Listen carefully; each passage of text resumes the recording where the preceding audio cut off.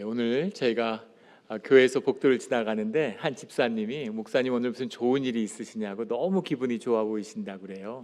그래서 내가 무슨 그렇게 기분이 좋을 일이 있을까 생각해 보니까 오늘 제가 섬겼던 몬트레 영락교회 세 분 집사님이 오셔서 그런 것 같습니다. 우리 김준식 집사님, 모니카 김 집사님 부부시고 또 우리 지미아 집사님 모시고 함께 오셨는데 다 수술을 최근에 경험하고 몸도 많이 안 좋으셨어요. 오늘 2시간 반 운전해서 오시는 길이 쉽지 않았을 텐데 제가 와서 여기 목회 잘 하고 있나 노심초사 열심히 기도해 주시고 계시는데 직접 확인하고 격려하기 위해서 오신 것 같습니다. 다시 한번 주 안에서 환영하고 감사를 드립니다. 오늘 주님이 주신 말씀을 봉독하겠습니다.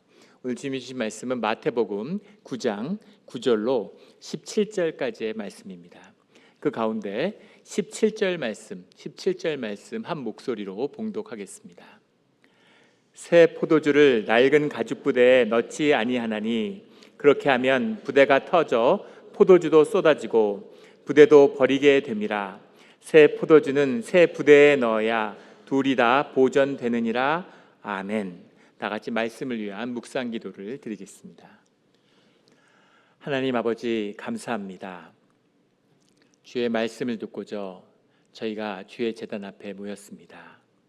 우리 마음의 기도와 우리 마음의 묵상이 주님께 연락되기를 원합니다. 감사하며 예수 그리스도의 이름으로 기도드렸습니다. 아멘. 오늘 주님은 마태복음 9장 9절로 17절까지의 말씀을 주고 계십니다. 오늘 말씀의 주제는 새 시대의 도래죠. 주님이 산상수훈의 말씀을 전하신 다음에 7장이 끝나고 내려오시면서 9가지 기적의 이야기들을 우리가 계속 만나고 있죠. 그런데 그 6가지 이야기, 처음에 3가지 이야기의 주제는 나를 따르라 라는 말씀의 주제였고, 그 다음에 이어지는 3가지 이적의 주제는 새 시대가 도래했다라는 것이었습니다. 그리고 이어지는 3가지의 기적의 이야기 사이에 오늘의 말씀의 본문이 들어있죠. 오늘의 본문의 말씀은 나를 따르라 라는 주제와 새 시대의 도래라고 하는 그 주제를 다시 한번 확인하는 그 말씀을 우리에게 주고 계십니다. 오늘 말씀을 통해서 새로운 시대, 새로운 삶의 시작을 만나는 우리 모두가 되기를 주의 이름으로 축원합니다. 오늘 9절 말씀에 보면 예수께서 그곳을 떠나 지나가시다가 마태라는 사람이 세간에 앉아있는 것을 보시고 이르시되 나를 따르라 하시니 일어나 따르니라, 이렇게 되어 있습니다. 이 우리가 지금 나누고 있는 말씀이 공관 복음서 안에 있는 마태복음이죠. 마태가 이 복음서를 쓴 그런 기자입니다.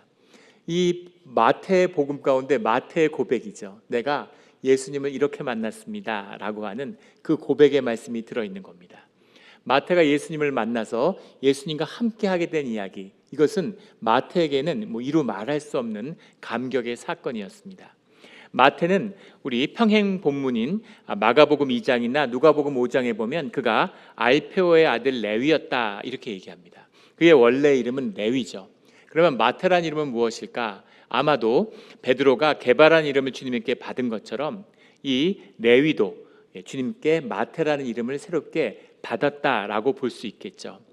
알페오 아들 레위라는 건 우리가 너무나 잘 아는 레위 지파의 그 레위입니다. 율법을 상징하는 이름이죠.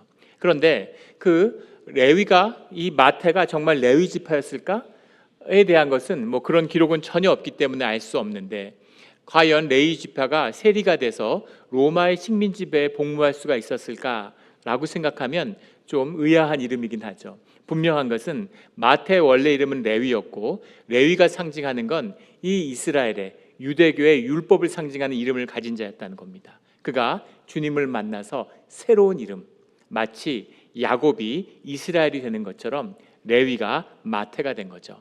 마태라는 이름은 주님이 주신 선물, 주님이 주신 것, 이런 주님의 선물이라는 뜻을 담고 있습니다. 이 말의 원뜻 나이탄, 네탄 이런 말에서 시작되는 건데 원형인데, 마타이, 마티아우, 마티아 이런 이름들이 전부 여호와가 주신 것, 하나님이 주신 것, 하나님께 받은 것, 그래서 하나님의 선물 이런 말이 들어있죠. 이 히브리어 마티아우를 마티오스라고 하는 헬라어로 받은 것, 이것이 마태의 이름입니다. 율법에 묶여 있고 율법의 저주를 받는 자가 하나님의 선물로, 하나님의 주신 새로운 자유의 선물을 받은 그런 자로 거듭나는 것이죠. 이런 거듭남이 우리 신앙의 실제가 되기를 주의 이름으로 축원합니다. 그 마태가 있는데 세관에 앉아 있는 것을 보시고 이르시되 나를 따르라 하시니, 여기 보시고라는 말이 아이도라는 말인데 깊이 유심히 보셨다는 말씀입니다. 지금 마태를 처음 보신 게 아니겠죠. 마태는 주님의 말씀을 접하고 주님이 말씀을 전하는 것마다 따라다니면서 주님의 말씀을 들었을 겁니다. 그러니까 산상수훈을 다 기록했겠죠. 그런데 아마 마음속이 끌어올랐을 거예요. 나도 예수님을 따라가고 싶다. 그들의 제자들과 함께하고 싶다. 이런 마음이 있었겠지만 차마 예수님 앞에 나아갈 수 없는 것이죠. 왜냐하면 본인이 죄인이고 종교적으로 정당화된 그런 저주를 받고 있는 로마의 세리이기 때문인 거죠. 나갈 수는 없는, 말씀을 사모하지만 말씀과 함께하고 싶지만 주님 앞에 나갈 수 없는 그 마태를 주님이 기억하고 계시는 거죠. 그 마태의 마음을 느끼셨겠죠. 그 마음을 아시겠죠. 그 길을 가다가 세관에 있는 마태를 만나보고 유심히 보고, 알페의 아들 레위가 저기 있구나, 마태가 저기 있구나 라고 보신 뒤에 그를 나를 따르라 라고 불러주신 겁니다. 그러자 그가 일어나 따르니라. 이 일어나라는 말이 아니스테미라는 말인데 부활의 이야기에 나오는 말이죠. 누워있다가 벌떡 일어나는, 앉아 있었는데 정말 예수님을 따라가고 싶었는데 예수님이 야 너는 마태다, 나를 따라라 이러니까 벌떡 일어나서 그 자리에서 모든 걸 내팽개치고 주님을 따랐다는 거죠. 이것이 마태의 새로운 삶의 시작입니다. 주님의 초청을 받았을 때 쉬운 일이 아니었겠죠. 로마의 세리고 부유하고 권세도 있고 많은 걸 누리고 또 사람들에게 비난받고 앞에서 비난하는 사람은 없었겠죠. 다 눈치가 보였을 테니까. 이런 마태의 복잡한 삶, 존재의 분열을 치유하는 주님의 한마디, 나를 따르라 라는 그 초청에 임한 것이죠. 벌떡 일어나서 주님을 따라 나선 것입니다. 우리 주님의 초청에 벌떡 일어나 반응하는 우리 모두가 되기를 주의 이름으로 축원합니다. 아멘. 10절에 이어지는데 예수께서 마태의 집에 앉아 음식을 잡수실 때, 마태의 집, 이 집이라는 게 이제 오이코스라는 말인데 공간복음에만 90여 차례 나오는 아주 핵심적인 단어입니다. 마태가 주님을 따라가며 다니면서 3년 동안 보고 경험한 것이 얼마나 많겠어요. 그런데 집에서 밥 먹은 얘기가 무슨 대수라고 집 얘기와 밥 먹은 얘기가 복음서에 계속 반복되고 있는 것일까요? 이 집이라고 하는 것, 집에 모인다고 하는 것이 굉장히 중요한 의미가 들어있는 거죠. 우리 교회를 이 신약 성경에서는 에클레시아라고 부릅니다. 구약의 히브리어의 카를 그대로 받은 것이죠. 구약의 에다라는 말, 이 동시대의 유대인들의 모임, 유대인의 회당이라고 말하는 시나고그는 에다에서 왔죠. 에다와 카할이 구분되고 있는 거예요. 시나고그라는 건 종교의 의식을 위해서, 예식을 위해서 모인 모임입니다. 그러나 우리 교회라고 하는 것은 에클레시아, 그냥 모인 것이죠. 종교의 예식이나 집례를 위한 것이 아니라 주님의 이름으로 함께 모이는 모임, 이것이 교회입니다. 그냥 모인 것이 아니라 부활하신 주님을 모시고 떡을 뗀 우리, 두세 사람이 주님의 이름으로 모인 곳에 내가 함께 하겠다라는 주님의 약속을 믿고 주님의 이름으로 모인 우리, 그것이 교회인 것이죠. 그래서 함께 모이는 겁니다. 모이는 곳에 힘쓰고 모여서 함께 떡을 떼는 것이죠. 우리 사도행전에서 교회 시작을 보면 모여서 떡을 떼고 기뻐하며 떡을 떼며 찬양하고 떡을 떼며, 떡을 떼는 얘기가 계속 나와요. 함께 밥을 먹는 것이죠. 우리가 성경을 보면 알 수 있듯이 우리의 성찬이라고 하는 것은 처음에 애찬이었다는 걸 알 수 있죠. 함께 주님의 이름으로 모여서 떡을 떼는 이 잔치, 천국의 잔치가 우리의 예배입니다. 이것이 뒤에 예식화되고 종교화되고 12세기에 13세기 라테란 종교회라는 것을 거치면서 성직자주의라는 게 완결되죠. 그래서 축사가 있어야지만이, 축도가 있어야지만이 성찬이 성립되는 것처럼 의식화되었지만은 본질은 함께 주님의 이름으로 떡을 떼는 잔치죠. 이사야의 잔치, 이사야서 25장 6절에 나오는 메시아의 잔치, 주님을 모시고 함께 떡을 떼는 우리죠. 이 모습이 지금 마태의 집에서 이루어지고 있는 것입니다. 함께 떡을 떼는, 함께 함께 먹는 이 비밀이 천국의 비밀이죠. 먹는 비밀은 굉장히 깊고 깊은 것입니다. 관계의 비밀이 먹음에 있죠. 우리가 가족을 식구라고 하잖아요. 함께 밥을 먹는 자들, 한 입으로 밥을 먹는 자들, 그들이 가족이죠. 연인이 있는데 연인의 관계, 소개팅을 해서 선을 받든 처음 만났으면 처음 만나서 밥을 먹나요? 처음 만나면 밥을 먹지 않습니다. 처음 만나면 차를 마시죠. 밥을 먹었다는 건 관계가 많이 진전된 거예요. 남녀가 몇 번 만났는데 프렌치 레스토랑에 모여가지고 밥을 먹어, 브런치를 먹어. 아직 갈 길이 멀다는 얘기입니다. 근데 둘이 만났는데 순댓국을 먹어, 감자탕을 먹어. 이러면 거의 부부의 관계에 근접했다는 얘기죠. 깊이가 아주 심화됐다, 관계가 아주 깊어졌다, 친밀하다, 이런 얘기를 담고 있는 겁니다. 나라와 나라의 정상이 모여서 정상 외교를 해도 기자들의 초미의 관심은 둘이 모여서 무엇을 먹었느냐에 달려 있습니다. 무엇을 먹었느냐. 닉슨이 오랜 당교와 냉전을 깨고서 중국을 방문했는데 중국에서 108가지의 요리를 준비했다고 그러죠. 그걸로 핑퐁 외교라고 흔히 불리는 중국과 미국의 오랜 그 갈등과 관계가 해소되는 시작이 되었죠. 그런 것처럼 정상이 모였는데 뭘 먹느냐, 무엇을 먹었느냐가 그 국가 간의 외교의 관계에도 깊은 영향이 있다는 거예요. 무엇을 먹느냐, 함께 먹는 기쁨, 이것이 교회의 근간이다라는 겁니다. 우리 교회에서도 볼 수 있잖아요. 우리 주일이 되면 무슨 이 감을 농사지어서 감이 쌓여 있는 경우도 있고, 또 귤을 농사지어서 귤이 쌓여 있는 것도 있고, 교회가 깊어지면 점점 더 먹는 것이 풍성해집니다. 집에서 내가 떡을 했는데 이거 우리 교인들 좀 먹여야 되겠다, 이런 마음이 드는 거죠. 저도 음식을 대접받는데 음식이 너무 좋으면 이거 우리 애들 좀 갖다 먹이면 좋겠는데, 이런 마음이 들어요.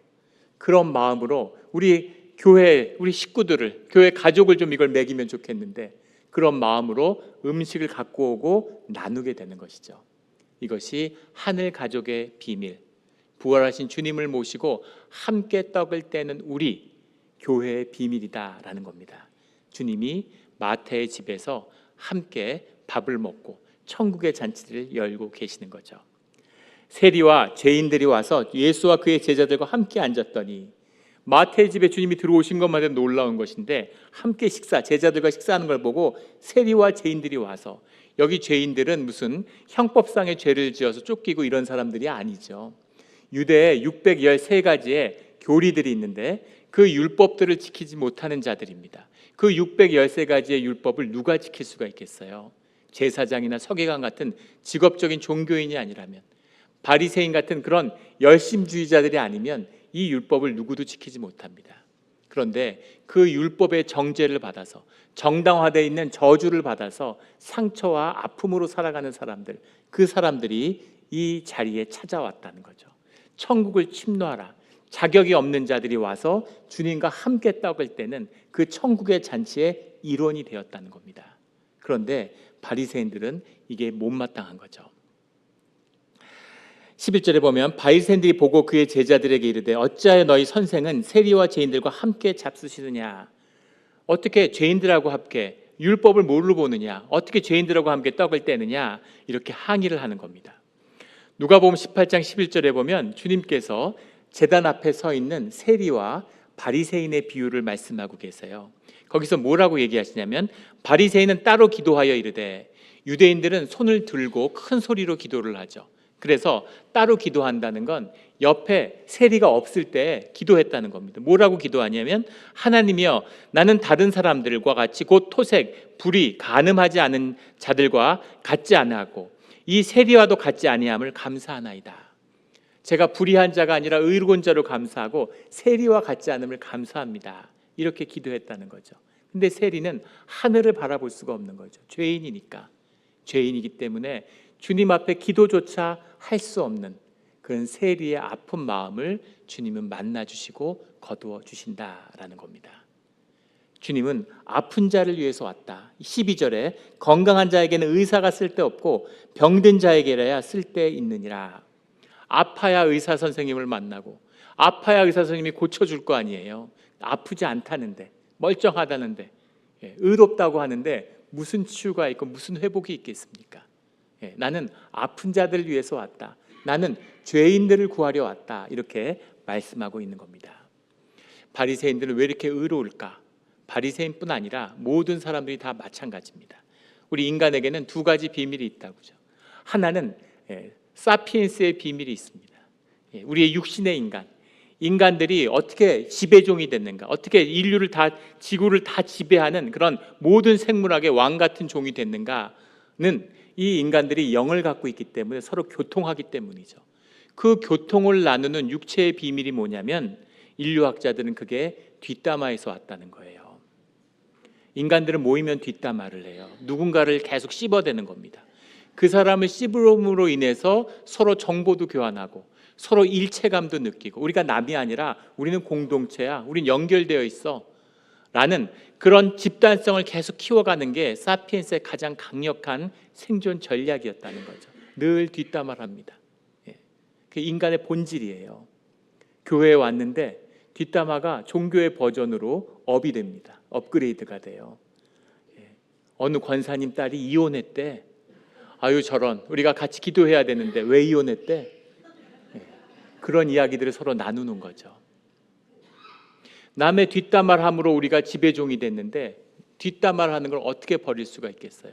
거기다 하나를 더 얹어서 하나님의 형상으로 만들어진 우리라고 하는 영적 비밀이 있다는 겁니다. 주님을 따라 아름답게 만들어지고 의롭고 정의로운 것을 사랑하는 그런 의로움이 우리 가운데 있어요. 의로움을 좋아합니다. 의롭게 되고 싶어요. 그래야 가치와 의미 있는 삶을 살 수 있는 거죠. 세상에 어떤 도둑도 어떤 나쁜 짓을 하는 사람도 그걸 하면서 좋아하는 사람은 없습니다. 내가 도둑질을 하는데 요즘에 너무 도둑질이 잘 돼서 정말 돈이 산같이 쌓이고 뭐 너무너무 잘 된다. 너무 행복하고 나는 왜 이렇게 도둑을 해서 행복할까? 이런 사람은 없다는 거죠. 다 마음이 괴롭고 도둑질하고 살아가다니. 도둑질을 해야 사니까 도둑질을 해도 다 마음이 좋지 않고 불편해요. 내가 도둑질을 해도 내 자식은 도둑을 만들 생각이 추호도 없죠. 나는 거짓으로 살아도 내 자식은 깨끗하게 키워야지. 내 자식은 반듯하게 키워야지. 이런 마음이 우리 안에 있다는 겁니다. 이것이 하나님의 형상이죠. 의로워지고 싶고 깨끗해지고 싶고 맑아지고 싶고 정의로워지고 싶은데 문제는 그런 경건의 삶을 살 능력이 우리에게 없다는 거죠. 그래서 마음이 괴롭고 양심이 괴로운 거예요. 그 문제를 해결해 주는 것이 종교입니다. 종교의 이원성이죠. 한없이 성스러움과 우리의 삶을 분리시키는 거예요. 너의 삶은 문제가 없어. 오직 정의를 높일 뿐인 거죠. 그래서 정의의 사도가 돼서 온갖 걸 다 정죄해요. 이게 종교의 의가 채워지는 종교인의 비밀입니다.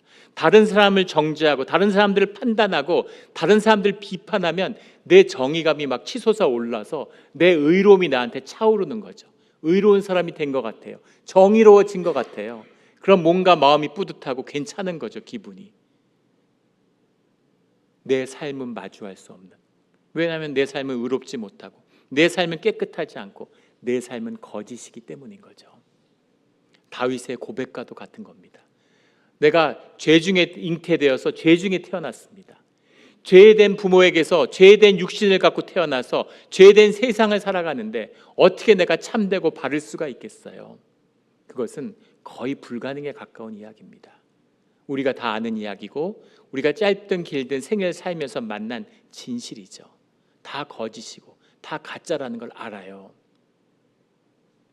오직 그 거짓의 세상에서 주님과 함께 할 때만이 우리가 그 거짓을 떠나서 잠시라도 자유함을 느낄 수 있는 가능성을 만나게 되는 것이죠. 그 가능성을 마주하는 그 순간이 이 천국의 잔치, 죄인으로서 주님 앞에 앉아있는 이때입니다. 근데 이 종교인들은, 바리새인들은 그것을 정죄하는 거죠. 주님을 정죄해요. 주님을 정죄하면 어디에 회복이 있고 어디에 회개가 있습니까?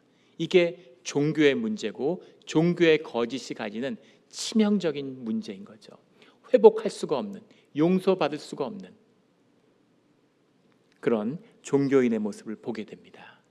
죄인으로서 용서받는 죄인의 그 애통함으로써 주님 앞에 나아가는 것, 이것이 우리의 예배 자리, 천국의 잔치에서 주님과 함께하는 우리 교회의 예배죠. 그 예배 가운데 주님을 만나는, 주님과 함께하는 우리 모두가 되기를 주의 이름으로 축원합니다. 13절에 너희는 가서 내 긍휼을 원하고 제사를 원하지 아니하노라 하신 뜻이 무엇인지를 배우라. 이사야서의 말씀이고 호세아서의 말씀이죠.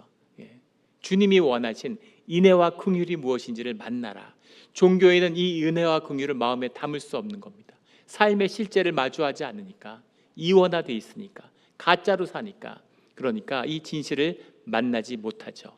죄인을 부르러 왔노라, 이렇게 주님이 말씀하십니다.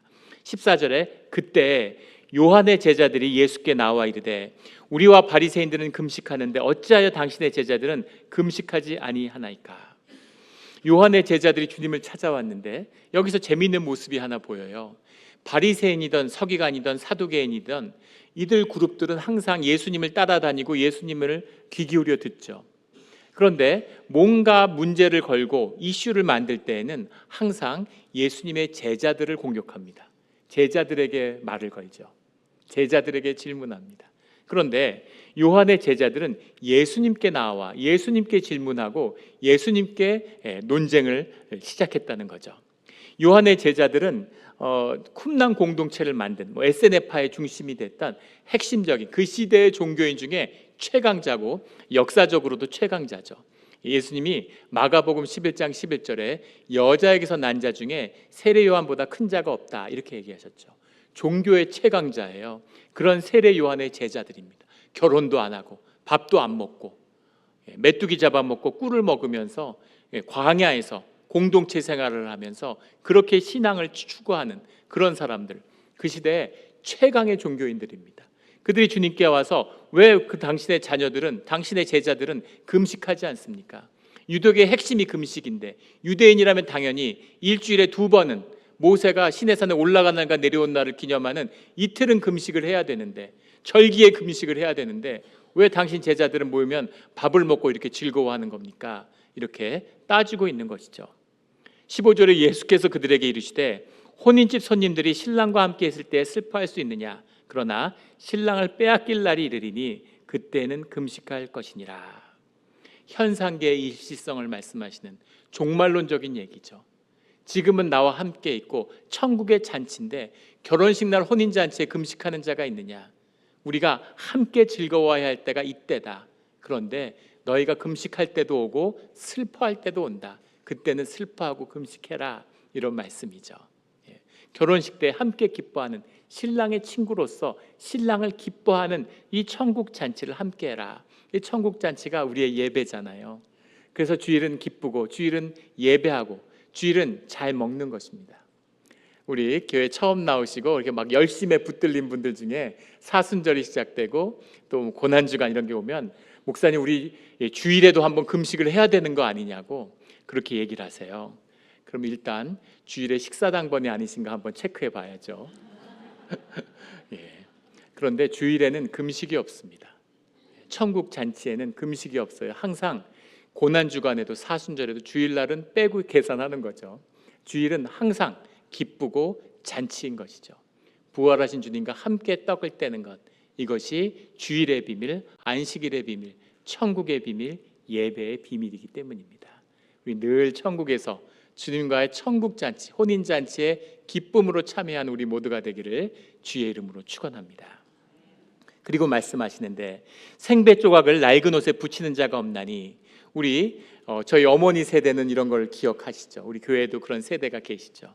예전에 옷을 기워 입었으니까 같은 재질의 옷을 붙여야지 다른 재질의 옷을 붙이면 이게 쉽게 떨어지거나 해지잖아요.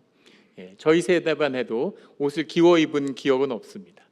그래서 기워 입는다는 게 와닿지 않지만 이 시대에는 옷을 기워 입는 거죠. 새 포도주를 새 부대에 넣어야 된다, 이렇게 말씀하시는 거예요. 둘 다 새롭다는 새를 쓰고 있지만 새 포도주와 새 부대의 새는 다른 새죠. 새 포도주라는 건 네오스라는 말인데 이것은 시간적인 의미입니다. 돌이킬 수 없는 완전히 새로운 불변의 것. 그 불변의 것은 뭐겠어요? 복음이고 주님이 함께 하시는 그 임재죠. 새 부대랄 때 새라는 건 카이노스라는 말인데 이것은 공간적인 의미를 가져요. 이것은 새롭지만 변하는 것입니다. 그래서 변하지 않는 본질의 것을 새로운 것에 담는 것이죠. 이것은 변화하는 것이지만 그거에 맞는, 세대에 맞는 새로운 그릇에 새로운 것을 담게 되는 것이다 라는 말씀입니다.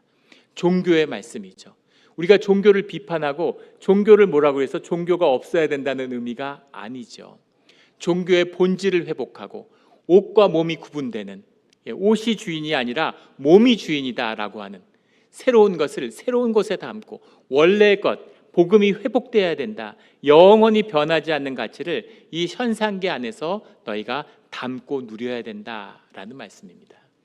마태에게서 나타나는 것처럼 세상에는 얻을 수 없었던 그런 자유함을 맛본, 세리를 하던 사람이 모든 걸 버리고 어떻게 주님을 따라 나가서 순교자의 길을 걸을 수 있었을까? 무엇을 보았기에 이 거짓에 묶여 살아가는 삶 가운데 새로운 삶의 희망, 새로운 자유함을 맛본 것이죠. 주님의 새로운 차원이라고 하는 것은 이 땅에서는 경험할 수 없는 하늘의 것과 땅의 것, 땅의 것을 아무리 쌓아 올려도 하늘에 닿을 수는 없죠. 닿았으면 하늘이 아니죠. 하늘은 그 이상의 것입니다. 땅에 있을 수 없는 하늘의 복을, 땅에선 찾을 수 없는 하늘의 것을 주님이 복으로 우리에게 주신다. 그 복을 어떻게 누릴 수 있는가에 대한 도전인 것입니다. 예전에 제가 한국에 있을 때 심리치료사들, 심리를 치료하는 심리치료사가 있는데 여러 가지 미술 치료도 있고 모래놀이 치료도 있고 여러 치료의 기법들이 있죠. 그 심리치료사들을 훈련하는 그런 과정에 강사로 참여한 적이 있습니다. 굉장히 영적이고 아주 좋은 클래스였던 기억이 있어요. 그런데 그 심리치료를 받는 분들의 공통점은 다 여자분들입니다. 사람의 마음을 치유하고 다루는 거니까 굉장히 영적인 거죠. 남자분들은 못 봤어요. 다 여자분입니다. 50명이면 50명 다 여자분이에요. 근데 한 번 강의를 하는데 수강생 중에 중년 남자분이 계신 겁니다. 그래서 점심시간에 항상 둘이서 밥을 먹어요. 청 2점인 거죠. 다 여자분들인데. 그래서 밥을 먹으면서 이런저런 얘기를 나누게 되고 나중에 친하게 됐습니다. 그분한테 질문을 했어요. 어떻게 하시다가 이렇게 심리치료 강의를 듣게 됐느냐고. 처음에는 심리치료를 위해서 듣다가 심리치료사의 과정까지 밟게 되신 거죠. 근데 그분이 한국의 굴지의 대기업의 아주 고위 임원입니다. 그런데 왜 치료사를 하실 것 같지도 않은데 이걸 왜 들으시냐. 그런데 그분의 말을 그대로 옮기면 그분이 살고 싶어서 이걸 듣게 됐다고 이렇게 얘기하시더라고요. 살고 싶어서, 뭐가 살고 싶어서 그러셨던 걸까? 그때 한 사건이 있었는데 한국 굴지의 전자재벌의 부사장인 분이 자살하는 사건이 있었습니다. 연봉이 100억대로 가고 그리고 아주 핵심 연구 개발자를 리더하는 분이었는데 이분이 그 자리에서 물러나고 프로젝트가 취소된 다음에 한직으로 밀려났는데 거기서 자살을 한 거예요. 그런 사건이 처음은 아니기 때문에 관심을 끌지 못했지만 관심을 끈 것은 그분의 사후에 그의 통장 잔고가 150억 정도 됐다는 겁니다. 통장 잔고에 150억이 있는데 해고된 것도 아니라 회사의 주요 부직에서 밀렸다고 해서 목숨을 끊은 겁니다. 어떻게 그런 일이 있을 수가 있을까? 그런데 대기업 안에 그런 분위기가 있다는 거죠. 뭘 연구해도 혼자 연구하는 일은 없다는 거예요. 누군가 똑같은 걸 하고 있답니다. 끊임없이 경쟁을 붙이고 몰아붙여서 마지막에 누군가 패배자가 돼야 되는 거죠. 이기고 또 이겨야 되는데 부족함이 없는 명문대를 나오고 미국에 유학해서 최고의 학교에서 박사학위를 받고 미국의 최고의 기업에 다니다 스카웃돼서 왔는데 프로젝트마다 경쟁마다 승리하고 왔는데 그런데 그 정점에서 한 번 실패한 거예요. 질 수도 있고 실패할 수도 있잖아요. 근데 그것을 견딜 수 없는 거죠. 참을 수가 없는 겁니다. 그 분위기에서는 그 수치와 모욕을 치욕을 견딜 수가 없는 거죠. 자기 생명을 유지할 수 없을 것 같은. 그걸 보면 이해가 안 되잖아요. 저 같으면 통장에 150억이 있는데 해고되면 할렐루야. 주님이 이런 선물을 주셨구나. 주님의 사명이니까 못 그만두는 거지. 이제 무엇을 하면 놀아야 될까? 너무 막 신나고 기쁘고 주님한테 찬송을 올릴 것 같은데 그런데 왜? 뭐가 부족해서 그래서 목숨을 끊게 되는 걸까? 이런 거죠. 땅의 묶임. 다 자유하고 싶어요. 다 땅의 묶임, 땅의 저주를 벗어나고 싶어요. 그런데 그것을 벗어나는 게 쉬운 일이 아니라는 거죠. 그 심리치료사 과정을 받던 그 임원분도 그 말씀을 하시는 거예요. 그 그룹 안에 그 뒤를 따라갈, 죽으려고 벼랑을 위해 뛰고 있는 사람이 줄을 서 있다는 거죠. 미친 듯이 뛰고 있는데 거기서 삐끗하면 떨어져 죽을 그런 사람들이 줄지어 서 있다는 겁니다. 그런데 그렇게 되고 싶지 않아서 살고 싶어서, 그래서 이 강의를 듣는다, 이렇게 얘기하시는 겁니다. 거기서 어떻게 풀려날 수 있을까요? 사람들이 모자라고 부족해서 세상에 묶여 살아가고 있는 것입니까? 그 영적 권세에 그것의 거짓을 몰라서 그래서 거짓에 휘둘리고 있는 걸까요? 그게 아니라 그게 삶의 전부기 때문이에요. 그 삶을 뛰어넘는 현상 세계에 보이지 않는 본질의 세계, 주님의 영혼의 생명을 만나지 않으면 절대 땅에서 자유함을 얻지 못합니다.